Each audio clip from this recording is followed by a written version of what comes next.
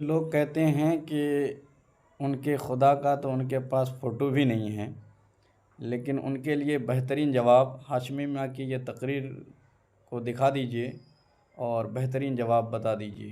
وہ تو کر گئے، اب کتنے مولوی ہیں جو قرآن کی بیسس پر اللہ کو ہاتھ مانے؟ اللہ کو ہاتھ ہے، اللہ کو پیر ہے، اللہ کو باڈی ہے، اللہ کے جسم ہے۔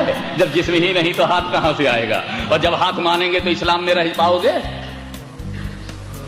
اگر ہاتھ مان لیا تو پھر وہ جگہ بھی ماننی پڑے گی جہاں ہاتھ فکس ہوتا ہے، اور جب چیسٹ مان لیا تو پیٹ ماننے میں کیا تکلیف ہے؟ اور جب پیٹ مانگو گے تو دو ٹانگ تو ضرور فاؤنڈیشن کے لیے ماننا پڑے گا۔ چلے تھے خدا ماننے، پورا بت تیار ہے۔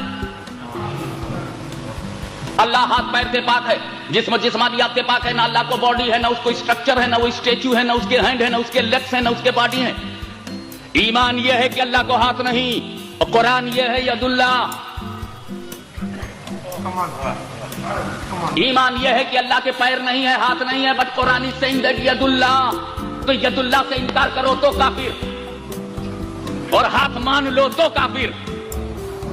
اس لیے کہ ید اللہ سے انکار کیا تو ڈینائی آف قرآن، اور مان لیا تو پکچر آف اللہ۔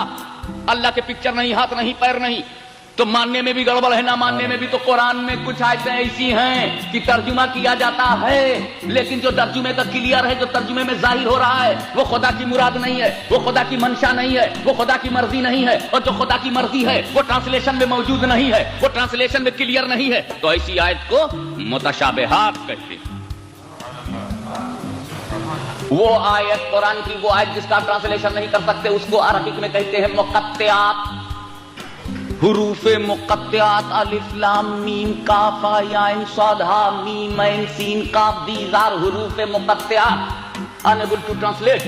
لیکن دوسری آیت کی قسمیں ہیں متشابہات، کہ قرآن ترجمہ کرنے پہ تو آپ کر لیں گے، لیکن جو اس کا ظاہر ہے وہ خدا کی مراد نہیں ہے، جو خدا کی مراد ہے وہ ترجمے میں ظاہر نہیں ہے۔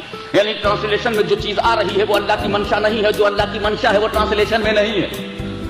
تو ایسی آیت کو متشابہ کہتے ہیں، اور ایسی آیت سے عقیدہ بنانا جائز نہیں۔ ارے جب اللہ کی منشا نہیں معلوم تو عقیدہ کیسے بنا رہے ہو؟ جب اللہ کی مرضی نہیں معلوم تو عقیدہ کیا بنا رہے ہو؟ ٹرانسلیشن تو کر لیا، لیکن اللہ کی مرضی نہیں معلوم تو مرضی بنے گی اللہ کی مرضی سے، عقیدہ بنے گا اللہ کی مرضی سے، مسئلہ بنے گا اللہ کی مرضی سے، شریعت کا قانون ہوگا تو اللہ کی مرضی سے۔ جب مرضی معلوم نہیں تو قانون کیا بناؤ گے؟ جب مرضی معلوم نہیں تو عقیدہ کیا بناؤ گے؟ تو آیت متشابہ اس کو کہتے ہیں کہ you are able to translate but you are not able to accept.